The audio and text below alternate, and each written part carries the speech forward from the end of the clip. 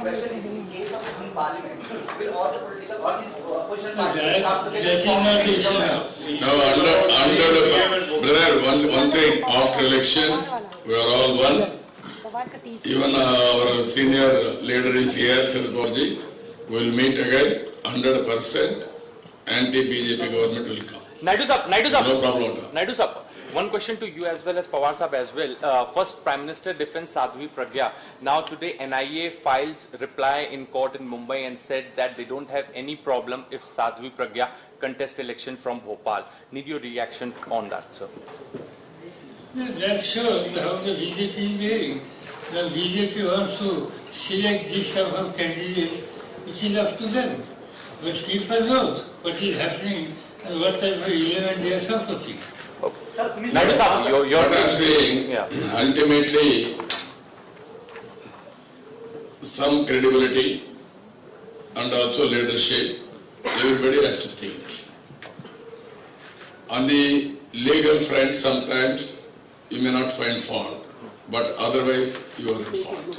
This is where they have to decide. Thank you. Sir, तुम्ही सत्तेत आल्यावर EVM बंद करणार आहात का? सत्ते में आने के बाद ईवीएम बंद करेंगे? This decision of election commission, we will definitely discuss it. Okay. Now, can you? I am asking you, all the intellectuals, media is here. Are you convinced 50% of content should be there? No? Not necessary? Not necessary? Okay. Majority, I am asking you. Those who are not convinced, there is something reason behind it. What I am asking, I am not asking anything which is unreasonable. First of all media should know that. People should know. Leaders should know. Election Commission should know. This is where I am asking. 50% VVPATs are there. Boxes are there. Voting is polled. That has to be counted for more transparency and save democracy. Thank you. Thank you. Thank you, Arana. आता आपल्या सर्वांच्या आजच्या या पत्रकार परिषदेत आपण आले. आपला धन्यवाद, स्वागत आणि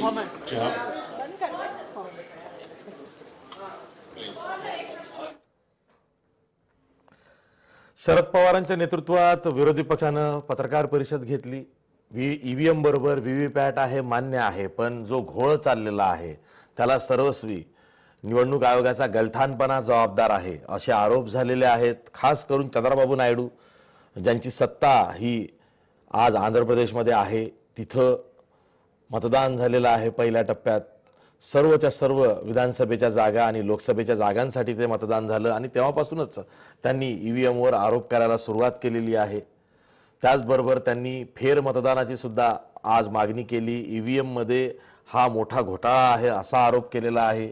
आपचे संजय सिंग होते किंवा काँग्रेसच्या वतीनं सुशीलकुमार शिंदे होते, स्वतः शरद पवार राष्ट्रवादीच्या वतीनं बोलले. प्रफुल्ल पटेल यांनी ही जी पत्रकार परिषद होती विरोधकांची ती कन्वे केलेली आहे.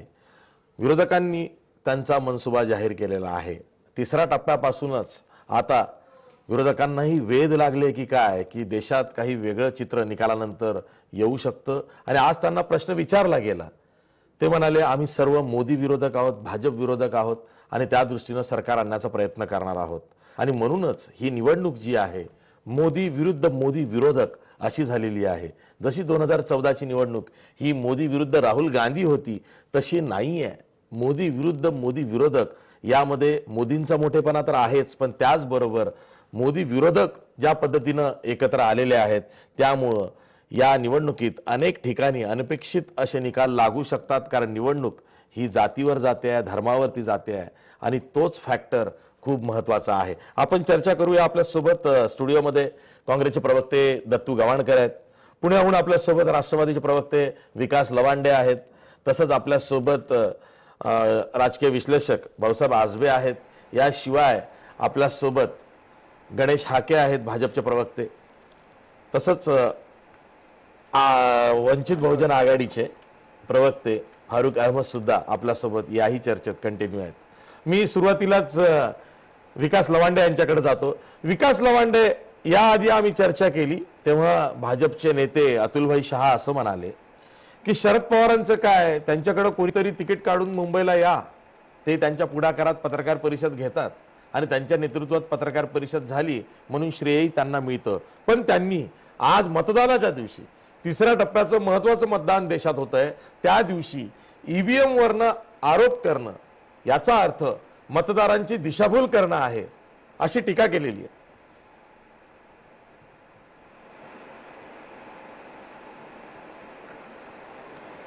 मी पत्रकार परिषद ऐकलेली नाही, कारण आत्ता तुमच्याकडे येत असताना मी रस्त्यातून प्रवासातून आलोय. मी त्यामुळे पत्रकार परिषद ऐकलेली नाहीये. नेमकं पत्रकार परिषदेमध्ये काय झालं काय नाही मला माहीत नाहीये. परंतु EVM बद्दल शंका देशभरातनं सातत्याने घेतल्या जात आहेत. हे आपण मागच्या इलेक्शनलाही पाहिलं असेल, मध्यंतरी 5 राज्यातल्या झालेल्या निवडणुकाही पाहिल्या असतील, स्थानिक स्वराज्य संस्थांच्या निवडणुकीतही आपण पाहिलं असेल. खरं तर निवडणूक आयोग ही स्वायत्त संस्था आहे. संविधानाने त्यांना स्वतंत्र अधिकार दिलेले आहेत आणि या निवडणुका ज्या आहेत, कुठल्याही निवडणुका असू द्या, अगदी ग्रामपंचायत महानगरपालिकेपासून तर लोकसभेपर्यंत कुठल्याही निवडणुका ह्या निपक्षपाती आणि अतिशय पारदर्शक पद्धतीने झाल्या पाहिजेत. अगदी सामान्यातल्या सामान्य मतदाराला सुद्धा, शेवटच्या मतदाराला सुद्धा आपलं मतदान नेमकं जिथे आपण दिले तिथे झालंय का नाही, तिथेच मोजलं जातंय का नाही, याच्याबद्दल त्याला खात्री पटली पाहिजे आणि ती सर्व जबाबदारी ही निवडणूक आयोगाची असते. आणि मला एक समजत नाहीये की भारतीय जनता पार्टी वगळता देशभरातल्या सर्वच राजकीय पक्षांनी EVM बद्दल भूमिका घेतलेली आहे आणि बॅलेट पेपरवर निवडणुका व्हाव्यात असाही आग्रह मागच्या काही दिवसापूर्वी धरलेला होता. निवडणूक आयोग सुद्धा बॅलेट पेपरवर निवडणुका घ्यायला परवडत नाही किंवा काही त्याची कारणं ते सांगून टाळतायत. दुसरी गोष्ट अशी की अनेक कार्यक्रम हे नरेंद्र मोदींच्या शेड्यूल प्रमाणे निवडणूक आयोग घोषित करते, हेही आपण याच्या आधी पाहिलेलं आहे. आज जर अखिलेश यादव यांनी तिकडनं UP मधनं सुद्धा सांगितलं की EVM बद्दल शंका आहेत. पहिले आता हे जे काही 3 टप्प्यातलं आज 3ऱ्या टप्प्यातलं मतदान आहे, महाराष्ट्रातच नव्हे तर देशभरामध्ये आपण पाहिलं असेल बऱ्याच ठिकाणी EVM मशीन कुठं बंद पडतायत, कुठं नेमकं मतदान होत नाहीये. हे सगळ्या तक्रारी ज्या EVM बद्दल येत आहेत, याचं खापर कोणावर फोडायचं? हा काय राजकीय इश्यू नाहीये. हा खरं तर भारतीय जनता पार्टीने सुद्धा असा आग्रह धरला पाहिजे की निवडणुका ह्या पारदर्शक झाल्या पाहिजेत, विश्वासपूर्ण वातावरणात झाल्या पाहिजेत. निवडणूक आयोगालाही असं वाटलं आवश्यक आहे. हे खरं सक्षम लोकशाहीचं लक्षण आहे. आणि जर हे असं होणार नसेल तर मात्र आपली संसदीय लोकशाही व्यवस्था, संविधानिक ज्या काही चौकटी आहेत ह्या मोडून जे नरेंद्र मोदीला अपेक्षित आहे तेच होते.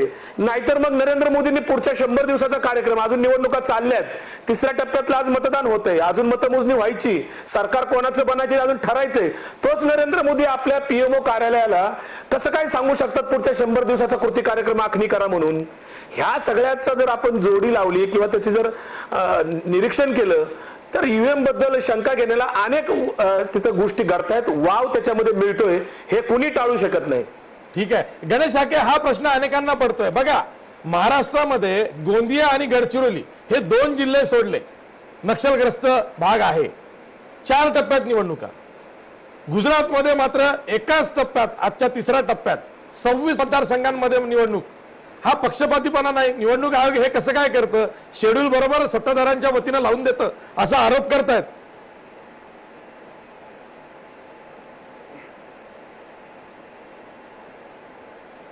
कसं आहे की दुर्दैवानं ह्या सगळ्याच विरोधी पक्षाच्या लोकांना त्यांच्या एकूण म्हणजे भविष्यात काय होणार आहे याची कल्पना आलेली आहे.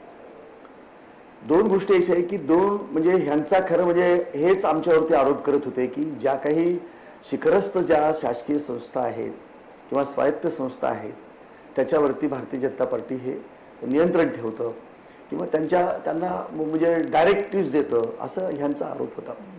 माझं असं म्हणणं असं आहे की इलेक्शन कमिशनच्या संदर्भामध्ये खरं म्हणजे निवडणूक आयोग हा काही स्वायत्त अशा स्वरूपाचा एक आयोग आहे आणि आयोग तिथं काही एखादा पॉलिटिकल एखादा कोणी नेता नाही तो प्रमुख की ज्याला सोयीनुसार त्याच्या निवडणुकांच्या तारखा जाहीर करणं किंवा ह्या गोष्टी त्याच्या मनाप्रमाणे करणं असं केलं जाईल.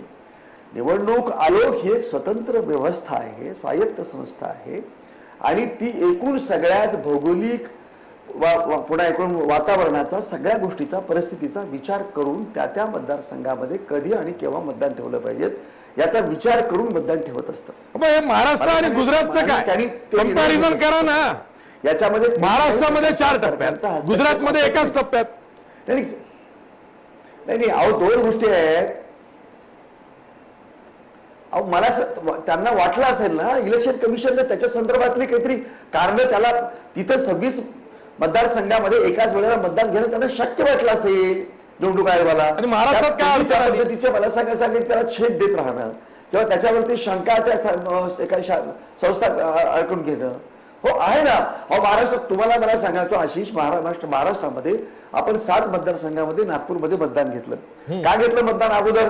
अहो तिथं जितक्या लवकर मतदान घेणं हे म्हणजे क्रमप्राप्त आवश्यक होतं. कारण उन्हाचा जो म्हणजे उष्णतेचा पारा इतका मोठ्या प्रमाणात पुढे वाढतो एप्रिल मे मध्ये. पुढे एवढं तारखा वाढल्या असतात तर तिथल्या लोकांना म्हणजे त्रास झाला असता. आता तुम्ही 7 मतदारसंघामध्ये जे काही मतदान झालेलं आहे तिथं सुद्धा तुम्हाला उन्हामुळे मतदान कमी झालं. आणि दुसऱ्या टप्प्यामध्ये मराठवाड्यातल्या 6 जिल्ह्यांचा दुसऱ्या टप्प्यामध्ये, औरंगाबाद जालन्याचा तिसऱ्या टप्प्यामध्ये, अशा तारखा पार तिकडे सोलापूरचं सुद्धा दुसऱ्या टप्प्यामध्ये आणि बाजूच्याच मतदारसंघाचं तिसऱ्या टप्प्यामध्ये. हे बघा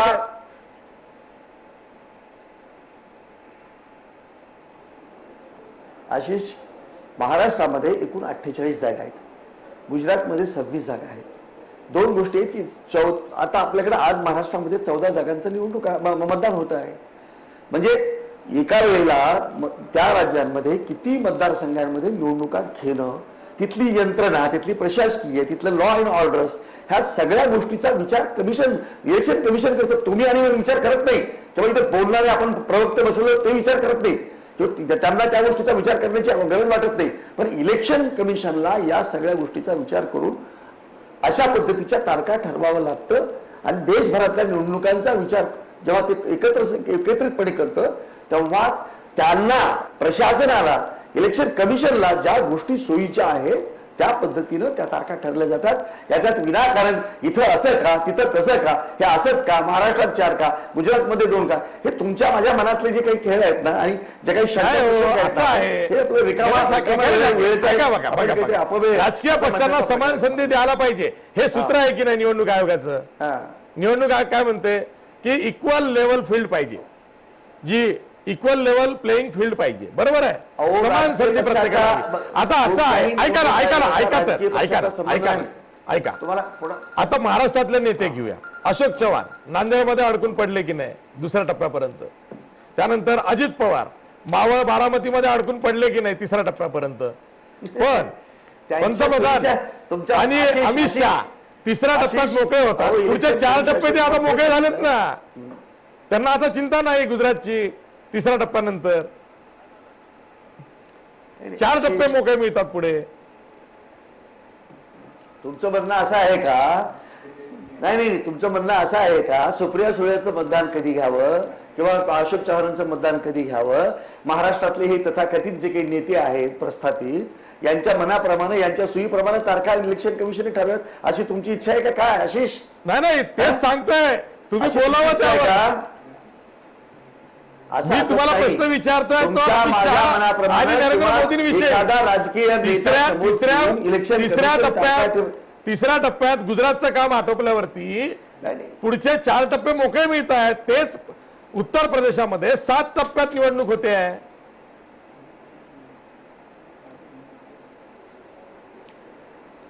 तुम्हाला जो काही अर्थ तुम्ही इलेक्शन कमिशनच्या या निर्णयाबद्दल काढायचा तो तुम्ही काढू शकता किंवा इलेक्शन कमिशनवरती जे काही तुम्हाला आरोप करायचे ते तुम्ही करू शकता.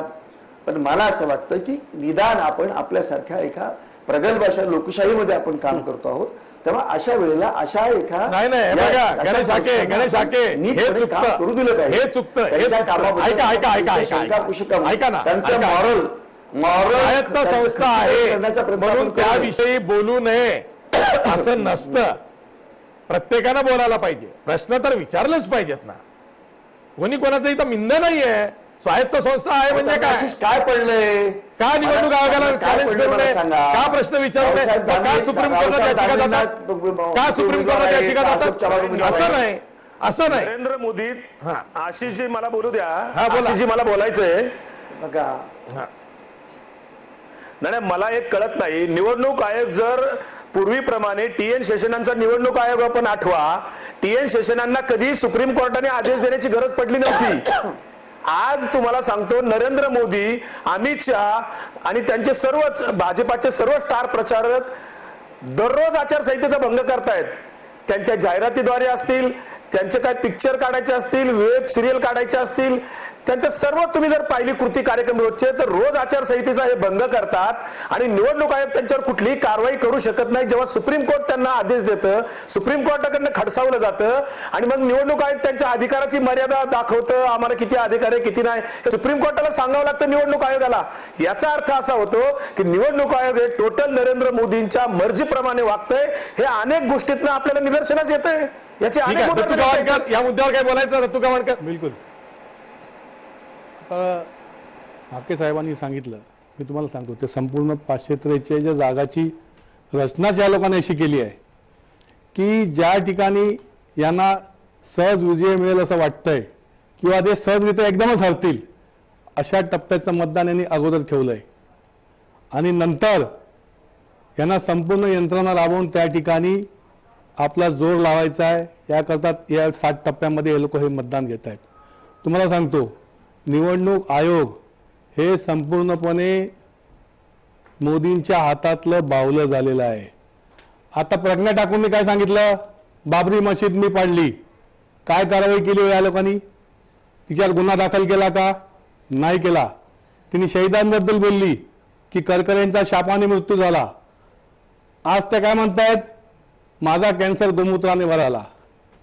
बघा कसं आहे, यांना जी बेल मिळालेली आहे ती आरोग्याच्या कारणास्तव मिळालेली आहे. त्या जेव्हा नॉमिनेशन फाईल करायला गेल्या, व्हीलचेअरवर गेल्या, त्यानंतर त्या हात कोणत्यातरी खांद्यावर ठेवून त्या चालवत होत्या, आता त्या चांगल्या चालत आहेत. म्हणजे यांचा आज एनआयए पण यांच्या हातचं बावलं आहे. एनआयएनं आता स्पष्ट केलेलं आहे की साध्वी प्रज्ञा सिंग यांनी उमेदवारी त्यांना द्यावी किंवा त्यांनी निवडणूक लढवावी हा सुप्रीम कोर्टाचा किंवा इलेक्शन कमिशनचा ज्युडिक्शन मधला विषय आहे, एनआयए कोर्टाचा नाही. इलेक्शन कमिशनला जे योग्य वाटेल ते त्यांनी करावं, एनआयए त्याच्यात बोलणार नाही. साध्वी प्रज्ञा सिंग यांनी निवडणूक लढवावी किंवा लढू नये, आम्ही त्यांची उमेदवारी रद्द करा असं सांगू शकत नाही, असं एनआयए कोर्टानं आज स्पष्ट केलेलं आहे. तिचं सरकारी वकील रोहिणी सालियन यांची मतं आपण तपासून बघा एनआयए बद्दलची, ते सर्व संशयास्पद आहे. एनआयएने यांना जामीन मिळण्याकरता खूप प्रयत्न केले. रोहिणी सालियन का सोडून गेल्या हाही विषय तुम्ही घ्या साहेब. आणि संपूर्ण हा जो निवडणूक आयोग आहे हा सरकारचा हस्तक आहे. आता मोदींनी मतदान केंद्राच्या बाहेर त्यांनी रॅली काढली, हे कितपत योग्य आहे सांगा मला तुम्ही? वारंवार तक्रारी करूनही मोदीजी जे आहे ते शहीदांच्या नावाने मतं मागतात. श्रीलंकेत तिथे स्फोट झाला, अतिरेकांनी स्फोट घडवला, त्यांच्या नावानेही मतं इथे मागतात ते भारतामध्ये. म्हणजे आता विकास कामं काय राहिली नाही 5 वर्षातली, यांना सांगायला काय राहिलं नाही. विकास झाला नाही, 15 लाख लोकांच्या खिशात आले नाहीत, नोकऱ्या काय लोकांना बेरोजगारांना मिळाल्या नाहीत, आणि काय करायचं तर आता शहीदांच्या नावावरती मतं मागा. म्हणजे हा सर्व खेळ चालला आहे का? तुम्ही ते 15 लाखाचं काढू नका. काल काय झालं, भोपाळच्या एका सभेत दिग्विजय सिंग यांनी एका प्रचार सभेला आलेल्या पोराला बोलावलं आणि त्याला विचारलं, सांग माईक वरती तुला 15 लाख रुपये मिळाले की नाही? माहितीये का, सर्जिकल स्ट्राईक झाला. अहो तो सुद्धा मोदींच्या बाजूने बोलला, म्हणजे दिग्विजय सिंग यांच्या पुढ्यात. यांचे पोपट असे प्रत्येक सभेमध्ये लोक सोडलेले आहेत आणि त्या ठिकाणी नाही घुसतात. हार्दिक पटेलांच्या सभेमध्ये जी खुर्ची फेक झाली त्याच्या कानाखाली मारली, हे म्हणजे कसं हे एकदम रूडली वागतात. हे यांच्या हातामध्ये यांचं म्हणजे हे RSS ची एक संकल्पना आहे सगळी. आणि सत्ता घ्या, हाच प्रश्न आहे. बघा, सरकारी यंत्रणांचा दुरुपयोग होतोय का, तर सत्ताधारी पक्षावरती तसे आरोप या आधी सुद्धा झालेले आहेत, भाजपनंच तसे केलेले आहेत. आता भाजपवरती आरोप होत आहेत. मला मान्य आहे की एखादी स्वायत्त संस्था आहे, तिच्या क्रेडेन्शियल्सवर, तिच्या विश्वासार्हतेवरती प्रश्नचिन्ह उपस्थित करायला नको. पण जेव्हा देशातले बहुतेक विरोधी पक्ष जसे आज एकत्र आले, शरद पवारांनी पत्रकार परिषद घेतली, ईव्हीएमच्या संदर्भात पत्रकार परिषद झालेली आहे, किंवा पहिल्या टप्प्यामध्ये जे काही आंध्र प्रदेशमध्ये ईव्हीएमला घेऊन दंगा झालेला आहे, यावरनं कुठंतरी इलेक्शन कमिशननी स्वतः पुढे येऊन काहीतरी स्पष्टीकरण ठोस असं दिलं पाहिजे. शेवटी मतदार राजा आहे, त्याचं सुद्धा शंकेचं निराकरण झालं पाहिजे, निरासन झालं पाहिजे. यासाठी हे प्रश्न उपस्थित करावे लागतात. कारण नाही तर मग तुमचेच राज्यसभेचे खासदार जी.व्ही. नरसिंहन राव हे सुप्रीम कोर्टात याचिका घेऊन गेले नसते. तुमचेच लालकृष्ण अडवाणी यांनी ईव्हीएमवर सर्वात आधी आक्षेप घेतले नसते. तुमचेच सुब्रमण्यम स्वामी यांनी ईव्हीएमला खोटारडी मशीन म्हटलं नसतं. तुमचेच किरीट सोमय्या ठिकठिकाणी ईव्हीएमच्या एक्सपर्टला घेऊन पत्रकार परिषद त्यांनी घेतल्या नसत्या. हे झालेलं आहे ना, हे झालेलं आहे.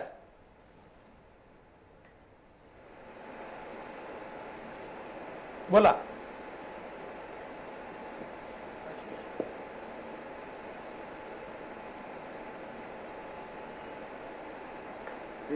मला आशिष मला बोलायला सांगताय का तुम्ही? हो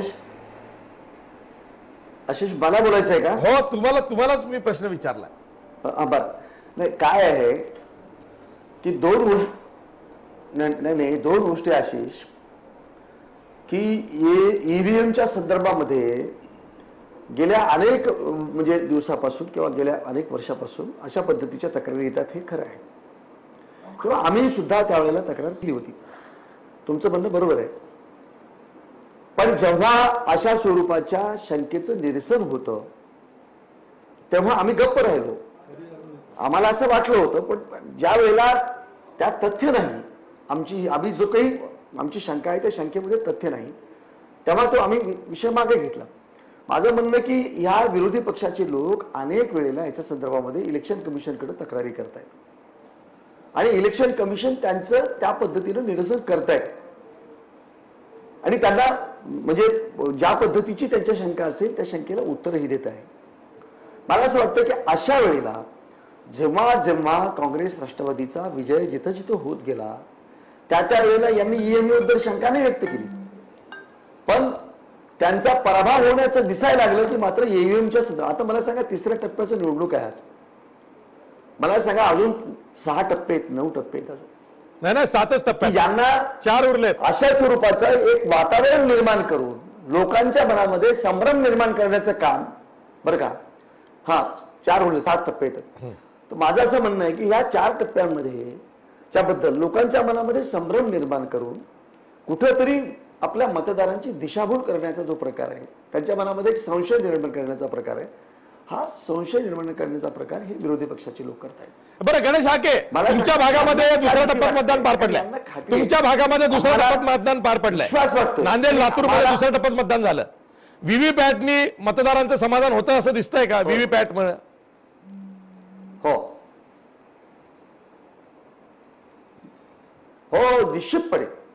निश्चितपणे लोकांचं समाधान झालेलं आहे आणि लोकांनी त्याबद्दल समाधान व्यक्त पण केलेले, जाहीरपणे बोललेले आहे की ही याच्यामुळे समाधान होत आहे. पण ते आपलं इलेक्शन कमिशनने यापूर्वीच सांगितलं की तांत्रिक दृष्ट्या हे सगळ्या पद्धतीने सगळीकडे करणं शक्य नाही किंवा 100% हे करणं शक्य नाही. ठीक आहे, या क्षणाची ब्रेकिंग न्यूज ही आहे की आतापर्यंत म्हणजे 3 वाजेपर्यंत राज्यात जवळपास 43 ते 44% मतदान झालेलं आहे. 43 ते 44% मतदान राज्यात, सरासरी 44% मतदान हे 3 वाजेपर्यंत झालेलं आहे. जर का मतदानाची गती बघितली तर ती खरंच समाधानकारक आहे. दुसऱ्या टप्प्यात म्हणजे पहिल्या टप्प्यापेक्षा दुसऱ्या टप्प्यात मतदान जास्त झालं. आता तिसऱ्या टप्प्यात दुसऱ्या टप्प्यापेक्षा जास्त मतदान होईल अशी आशा आहे. मी भाऊसाहेब आजबे यांच्याकडे जातो, राजकीय विश्लेषक आहेत. भाऊसाहेब आजबे, मला थोडंसं ना मतदारसंघावाईज थोडीशी चर्चा करायची आहे आणि काही खोचक प्रश्न जे आहेत ते मला त्यांना विचारायचे आहेत भाजपच्या आणि राष्ट्रवादीच्या आणि काँग्रेसच्या प्रवक्त्यांना. पण ओव्हरऑल पिक्चर जर का बघितलं, 14 जागांवर आज महाराष्ट्रात आणि देशात 117 जागा आहेत. म्हणजे वेल्लोर आणि त्रिपुरा पूर्व ज्याचं मतदान पुढे ढकललं गेलं होतं दुसऱ्या टप्प्यात, तिथं सुद्धा आज मतदान होत आहे. म्हणजे 117 जागांवरती हे मतदान होत आहे. मतदानाची टक्केवारी सुद्धा वाढते. हा जो मतदानाचा किंवा मतदानाची टक्केवारी वाढणं हा जो प्रकार आहे हा प्रत्येक वेळेस प्रस्थापितांच्या विरोधातच असतो असं नाही. ही स्थानिक परिस्थितीनुसार मतदानाची टक्केवारी वाढली, त्याचा फायदा हा स्थानिक परिस्थितीनुसार विचारात घेतला पाहिजे.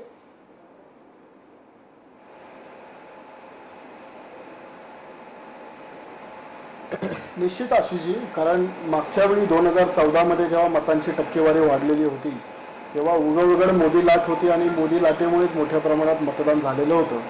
यावेळी त्या पद्धतीने पूर्ण देशाचा विचार केला किंवा महाराष्ट्राचा जरी विचार केला तर मोदी फॅक्टर हा जरी एक फॅक्टर असला तरी सर्व मोदीमय वातावरण आहे अशी मात्र स्थिती नाही आहे। आणि त्याच्यामुळे स्थानिक जी समीकरणं आहेत त्यातही विशेषतः जातीय समीकरणं असतील किंवा उमेदवार नेमके कोण दिले आहेत एकमेकांविरोधात ती समीकरणं असतील, त्यामुळे एक प्रकारचं जे चैतन्य आहे ते आपल्याला त्या ठिकाणी निर्माण झालेलं दिसून येतं। आणि त्याच्यामुळे यावेळी जे मतदानाची टक्केवारी वाढेल ती प्रस्थापितांच्या बाजूने जाईल का विरोधात जाईल असं एक सरळसोट एकच एक विधान जे आहे ते आपल्याला काढता येणार नाही।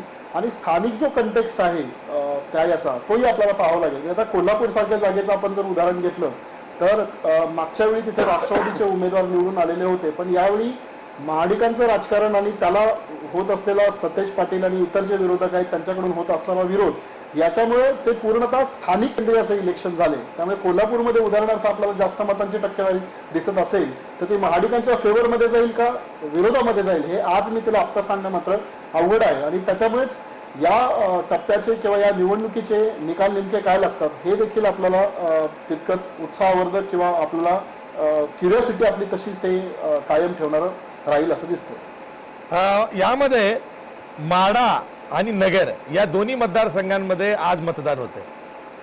दोन्ही ठिकाणी इंटरेस्टिंग चुरस आहे। म्हणजे भाजपचे जे उमेदवार आहेत दोन्ही ठिकाणचे ते आधीचे काँग्रेसचे नेते किंवा कार्यकर्ते होते, त्यांना भाजपनं आयात केलं। माढामध्ये नाईक निंबाळकर असतील, रणजित नाईक निंबाळकर, किंवा नगरमध्ये सुजय विखे पाटील असतील, हे काँग्रेसमधून भाजपमध्ये आले, पण राष्ट्रवादीशी सामना आहे भाजपचा। असे हे जे दोन मतदारसंघ आहेत की जिथे राष्ट्रवादीची भूमिका काय, काँग्रेसची भूमिका काय, पक्षांतर्गत भूमिका काय, भाजपचं पक्ष संघटन कसं आहे, उमेदवार का आयात केले गेले, ही जी समीकरणं आहे त्या दृष्टीनं या दोन्ही मतदारसंघाचं कशा इंटरेस्टिंग लढती असू शकतात, म्हणजे निकालावरही त्याचा परिणाम होईल का, एकतर्फी दिसत नाहीये दोन्ही ठिकाणी। निश्चितच आशिष या दोन्ही ठिकाणी जो एक कॉमन फॅक्टर आहे तो म्हणजे शरद पवार हे आहे। त्या दोन्ही ठिकाणी शरद पवार यांनी प्रतिष्ठेची अशी निवडणूक केली आहे। नगरमध्ये काय गोष्टी घडल्या आणि इकडे म्हणजे दोन्ही मतदारसंघामध्ये 2-3 पिढ्यांची परंपरा असणारी जी घराणं आहे ती बाहेर पडली आणि त्यामागचं एक जे कारण होतं ते शरद पवार हे होते। आणि दोन्ही ठिकाणी ज्या पद्धतीची संघटना बांधली किंवा जी वातावरण निर्मिती केली किंवा ज्या प्रकारची भाषणं जी आहेत ती पवार यांनी माढ्यामध्ये मतदारसंघामध्ये केली आहे त्याच्यावरून पण आपल्याला त्याचा नेमका अंदाज येईल।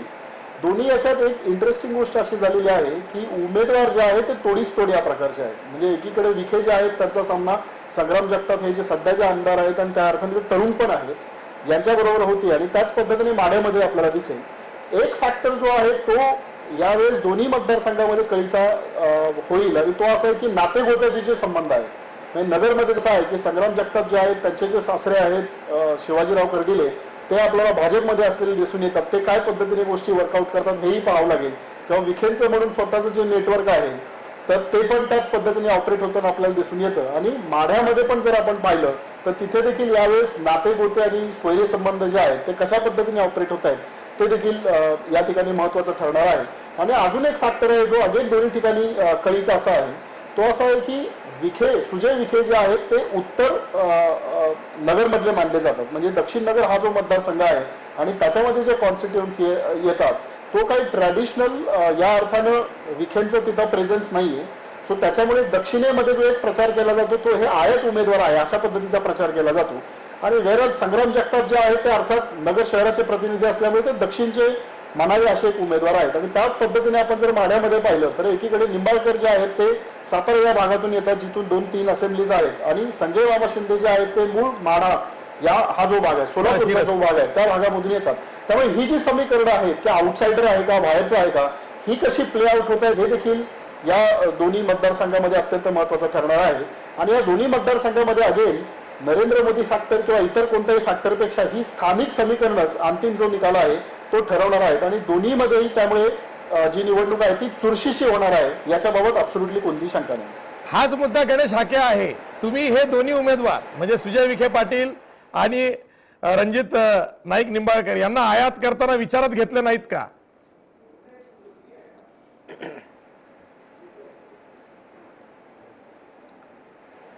दोन गोष्टी आहेत की विचारात घेण्याचा आम्ही म्हणजे कशासाठी या गोष्टीचा विचार करायला हवा. आम्ही जी समीकरणं आमच्या समोर आहेत ती जिंकण्याची समीकरणं आहेत आणि जिंकण्यासाठी आम्ही तुम्हाला सांगितलं की आम्हाला एखाद्या व्यक्तीनं भारतीय जनता पार्टीमध्ये प्रवेश करण्याची इच्छा व्यक्त केली आणि त्यांना जर भारतीय जनता पार्टी ही त्यांच्या मूळ पक्षापेक्षा अधिक चांगली वाटत असेल किंवा ही एक देशाच्या भवितव्याच्या दृष्टिकोनातून विकासाच्या दृष्टिकोनातून जर त्यांना जर भारतीय जनता पार्टी जर अधिक जवळची वाटत असेल आणि त्यांनी जर भारतीय जनता पार्टीमध्ये प्रवेश केला तर मला असं वाटतं की त्यांना प्रवेश देणं त्यात काही गैर नाही. त्यांना प्रवेश दिला आणि त्यांना तिथून त्यांनी उमेदवारी मागितल्यानंतर त्यांना उमेदवारी तिथं आम्हाला द्यावीशी वाटली. भारतीय जनता पार्टी हा शेवटी पक्षाचा निर्णय हा पक्ष ठरवत असतं की आपल्याला निवडणुका जिंकायच्या आहेत आणि जिंकण्यासाठी तिथं योग्य अशा पद्धतीचा उमेदवार कुठला आणि दिला पाहिजे. आणि त्या अनुषंगाने हे दोन्ही उमेदवार नगरमध्ये आणि माढ्यामध्ये दिलेले दोन्ही उमेदवार भारतीय जनता पार्टीचे म्हणजे एक चांगले उमेदवार आहेत. त्यांच्या मतदारसंघावरती प्रभाव आहे, त्यांचं काम आहे आणि त्यांचा लौकिक आहे. त्यामुळं दोन्हीही जागा ह्या भारतीय जनता पार्टी निश्चितपणे जिंकेल.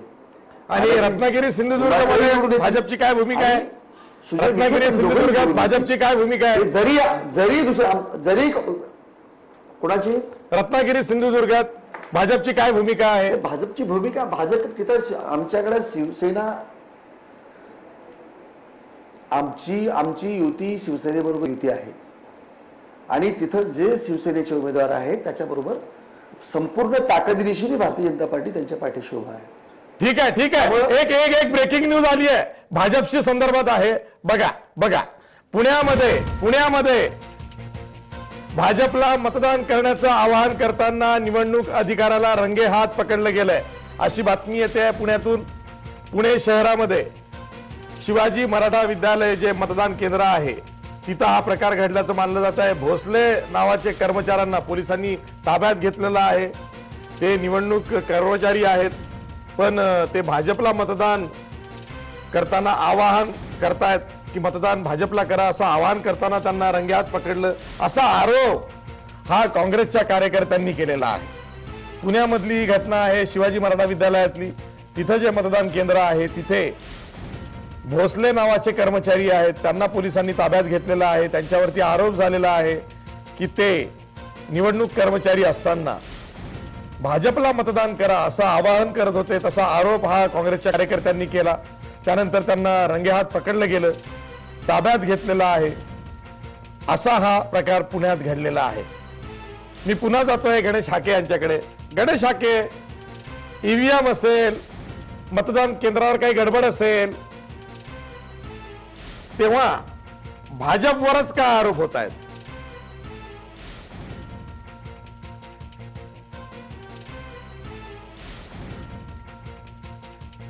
ठीक आहे, आपल्यासोबत पुण्याचे प्रतिनिधी सचिन जाधव सुद्धा आहेत. सचिन जाधव, काय नेमका प्रकार झालेला आहे? तर खरं आता पाहिलं तर पुण्यामध्ये भाजपच्या उमेदवाराची ताकद जास्त आहे आणि या ठिकाणी खरं तर एका अधिकाऱ्याला पकडण्यात आल्यामुळे याच्यात खळबळ माजली. खऱ्या अर्थानं पाहिलं तर या ठिकाणी भाजपाला मत द्या असं या ठिकाणी सांगत असल्याचा हा प्रकार जो आहे तो मॉडर्न कॉलेजमध्ये समोर आलेला आहे या शाळेच्या याच्यामध्ये. आणि या संदर्भात खरं तर आता पोलीस चौकशी करतील आणि त्या व्हिडिओची शहानिशा करतील. त्यामुळं खऱ्या अर्थाने या ठिकाणी मोठ्या प्रमाणात पोलिसांचा बंदोबस्त आणि सर्व असताना जर अशा प्रकारे प्रकार होत असेल तर तो गंभीर आहे. ज्या ठिकाणी आचारसंहितेच्या बाबतीत जिल्हाधिकाऱ्यांनी वेळोवेळी त्या ठिकाणची माहिती जी आहे ती प्रत्येक अधिकारी आणि कर्मचाऱ्याला दिल्या असताना अशा प्रकारचा प्रकार घडल्यामुळे एकच खळबळ वाजली. ठीक आहे, पण काँग्रेस कार्यकर्त्यांनी आरोप केला ना, त्यांना पोलिसांनी रंगेहात पकडलं का? तर या संदर्भात सध्या माहिती वगैरे सुरू आहे. यात अधिकारीचा एक व्हिडिओ जो आहे तो बाहेर आलेला आहे आणि त्या व्हिडिओच्या माध्यमातून हे सर्व प्रकार जो आहे तो समोर आलेला आहे. सध्या हे सर्व होत असताना आता याची चौकशी जी आहे ते व्हिडिओ पोलीस समोर आणला किंवा त्याचा काय प्रकार आहे याची चौकशी जी आहे त्या पोलीस करत आहेत. अच्छा, म्हणजे एक व्हिडिओ पुढे आलेला आहे ज्यामध्ये निवडणूक कर्मचारी आवाहन करतोय मतदारांना की तुम्ही भाजपला मतदान करा, तशी तक्रार आहे.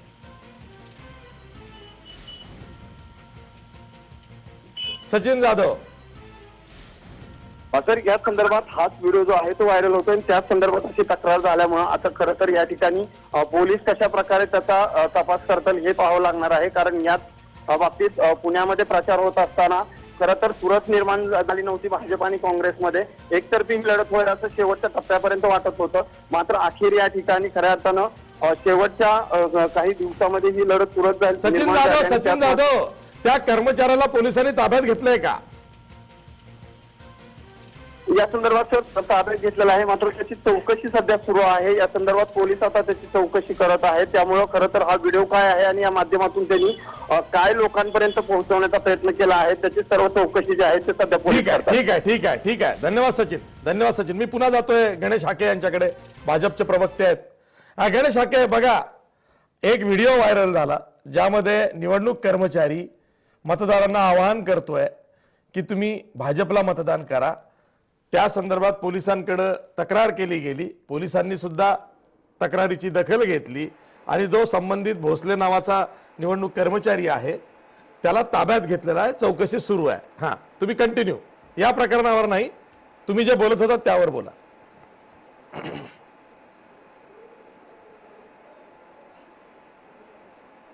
नाही आता तुम्ही जे दाखवत आहात माझं मी त्याच अनुषंगाने बोलत होतो की आपल्याला आपण जे दाखवत आहात ते की कसं आहे की तो कोण कर्मचारी, समजा आता ती जर तो जर व्हिडिओ जर खरा जर असेल तरचा प्रश्न आहे. काँग्रेसने केलेला तो आरोप आहे आणि व्हिडिओमध्ये त्या कर्मचाऱ्यांनी भारतीय जनता पार्टीला मतदान करा असं जर म्हटलं असेल समजा, तो त्याचं व्यक्तिगत मत आहे. ते दोन गोष्टी आहेत की शेवटी तोही माणूस आहे. कर्मचारी असला तर कर्तव्य पार पाडताना चुका करणं केव्हाही त्याला माफ करता येणार नाही. पण त्यांनी जे समजा व्यक्त केलेलं मत असेल ते काही भारतीय जनता पार्टीचा दोष आहे त्याच्यातला भाग. एखाद्या व्यक्तीला या देशातले कर्मचारी असतील, कोणी शेतकरी असतील, कामगार असतील, यांना भारतीय जनता पार्टी ही जर या देशाचं नेतृत्व त्या भारतीय जनता पार्टीने करायला पाहिजे असं जर वाटत असेल, ही भावना जर असेल आणि ती भावना त्यांनी जर ती व्यक्त केली असेल तर मला असं वाटतं की ती तो केवळ तो कर्मचारी निवडणूक ड्युटीवर आहे, इलेक्शन ड्युटीवर आहे, त्याला त्याचं कर्तव्य कसं काय जनता पार्टी त्याचा विसर पडतो. तर इलेक्शन ड्युटीवर असताना कर्मचाऱ्याला कर्तव्याचा विसर कसा काय पडू शकतो? ते सांगितलं ना. ती जर त्यांनी तसं तो कितीही भक्त असू द्या पण तो सध्या त्याचं कर्तव्य काय त्याच्या लक्षात आलं पाहिजे ना. पण याचा दोष नाही, तुम्ही याचा दोष भारतीय जनता पार्टीला देऊ शकत नाही ना आशिष. तुम्ही हे कारण देऊन नेहमी भारतीय जनता पार्टीच्या संदर्भातच असं का घडते असं म्हणता. हा दोष भारतीय जनता पार्टीचा नाही तर भारतीय जनता पार्टीच्या नेत्यांच्या कर्तृत्वाचा म्हणजे कारण आहे. लोकांना देश आता भाजपच्या हाती द्यायला पाहिजेत. माननीय नरेंद्र मोदी यांच्या हातात देश द्यायला पाहिजे. एक खंबीर आणि मजबूत नेतृत्व म्हणून आज देशातल्या तमाम लोकांना प्रत्येकाला असं वाटतंय की या देशामध्ये परिवर्तन झालेलं आहे आणि ते परिवर्तन कंटिन्यू झालं पाहिजे. खरंच समज किंवा गैरसमज करून घेऊ नका. काय चांगलं काम करत सत्ताधारी पक्षाकडे सगळेजण बोट दाखवतात आणि ते आजचं नाही. भारतीय लोकशाहीमध्ये हे आपण वेळोवेळी बघितलेलं आहे की जो पक्ष सत्तेत आहे त्याच्याकडे नेहमी बोट दाखवायची एक प्रथा आहे. ती सवय पत्रकारांनाही लागलेली आहे. कारण प्रस्थापितांनाच प्रश्न विचारावे लागतात. ज्यांना सत्तेतून घालवलेला आहे त्यांच्याविषयी काय फारशी चर्चा करायची म्हणून सत्ताधारी पक्षाकडे रोख असतो. दुसरं काही नाही. आता तुम्ही गैरसमज दोषी ठरवणार का? तुम्ही पत्रकार म्हणून एखाद्या वर्तमानपत्राचा नाही पत्रकारांना पण याच्यात दोषी ठरवणार का तुम्ही? त्यांनी मत व्यक्त करू नये का? हा बिलकुल भारतीय मत व्यक्त केलं पाहिजे असं जर वाटत आपल्याला. राज्यघटनेनं नरेंद्र मोदी अन्वये उत्कृष्ट काही बोलू नये मूलभूत अधिकार दिलेला आहे. मत तर अप्रत्यक्षरित्या तुम्हीच मग मूलभूत अधिकार आहे, व्यक्ती स्वातंत्र्याचा माणसाला अधिकार आहे आणि अशा पद्धतीच्या स्वातंत्र्याचा एखादा त्यांनी जर आविष्कार केला असेल तर मला असं वाटतं की त्याला दोषी ठरवणं. तो कसं काय करू शकतो जेव्हा तो इलेक्शन ड्युटीवर आहे की पण कर्तव्याचा विसर कसा पडू शकतो? कर्तव्य हे मला तुम्हाला विचारायचं आहे. करू शकत नाही म्हणूनच तुम्हाला सांगितलं ते तसं केलं असेल तर ती चूक आहे, ती अत्यंत ते बरोबर नाही. पण यात भारतीय जनता पार्टीचा दोष नाही हे तुम्हाला कोणाला. हा ठीक आहे. आपण एक ब्रेक घेणार आहोत आणि ब्रेक नंतर मी पुन्हा फारुख अहमद यांच्याकडे जाणार आहे ईव्हीएम विषयीची चर्चा खूप झालेली आहे, पण आपण मतदारसंघांचा सुद्धा आढावा घेऊ, कारण महाराष्ट्राचा हा जो टप्पा आहे हा निर्णायक टप्पा आहे. या 14 जागांमध्ये सध्या काँग्रेसकडे एकही जागा नाही आहे, भाजपकडे 6 जागा आहेत, शिवसेनेकडे 4 जागा आहेत, म्हणजेच युतीच्या 10 जागा आहेत. आणि युतीसाठी हा टप्पा जेवढा महत्वाचा आहे त्यापेक्षा जास्त महत्वाचा कदाचित काँग्रेस राष्ट्रवादी आघाडीसाठी असू शकतो. त्यावरती आपल्याला चर्चा करायची आहे. पुन्हा भेटूया ब्रेक नंतर.